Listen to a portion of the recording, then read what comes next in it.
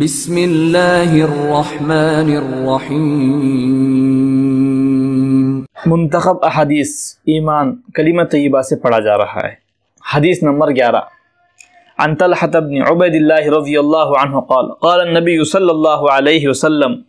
انی لأعلم کلمة لا يقولها رجل يحضره الموت الا وجد روحه لها روحا حتى تخرج من جسده وكانت له نورا يوم القیامہ۔ حضرت طلحہ بن عبید اللہ رضی اللہ عنہ سے روایت ہے کہ نبی کریم صلی اللہ علیہ وسلم نے ارشاد فرمایا، میں ایک ایسا کلمہ جانتا ہوں جسے ایسا شخص پڑھے جس کی موت کا وقت قریب ہو تو اس کی روح جسم سے نکلتے وقت اس کلمے کی بدولت ضرور راحت پائے گی،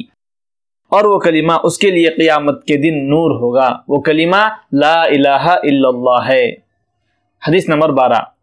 عن انس رضی اللہ عنہ فی حدیث طویل ان النبی صلی اللہ علیہ وسلم قال يخرج من النار من قال لا إله إلا الله وكان في قلبه من الخير ما يزن شعيرة، ثم يخرج من النار من قال لا إله إلا الله وكان في قلبه من الخير ما يزن برة، ثم يخرج من النار من قال لا إله إلا الله وكان في قلبه ما يزن من الخير ذرة۔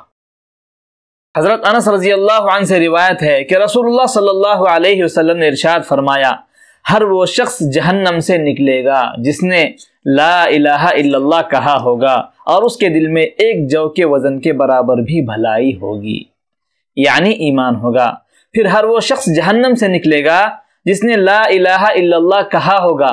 اور اس کے دل میں گندم کے دانے کے برابر بھی خیر ہوگی، یعنی ایمان ہوگا۔ پھر ہر وہ شخص جہنم سے نکلے گا جس نے لا الہ الا اللہ کہا ہوگا اور اس کے دل میں ذرہ برابر بھی خیر ہوگی۔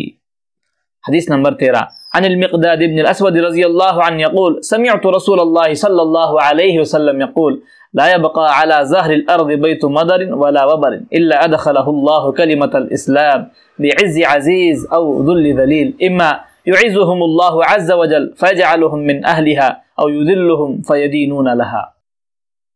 حضرت مقداد بن اسود رضی اللہ عنہ فرماتے ہیں کہ میں نے نبی کریم صلی اللہ علیہ وسلم کو یہ ارشاد فرماتے ہوئے سنا، روئے زمین پر کسی شہر، گاؤں، صحرا کا کوئی گھر یا خیمہ ایسا باقی نہیں رہے گا جہاں اللہ تعالیٰ اسلام کے کلمے کو داخل نہ فرمائیں گے۔ ماننے والے کو کلمے والا بنا کر عزت دیں گے، نہ ماننے والے کو ذلیل فرمائیں گے، پھر وہ مسلمان کے ماتحت بن کر رہیں گے۔ اللہ تعالیٰ ہم تمام لوگوں کو کہنے سننے سے زیادہ عمل کرنے کی توفیق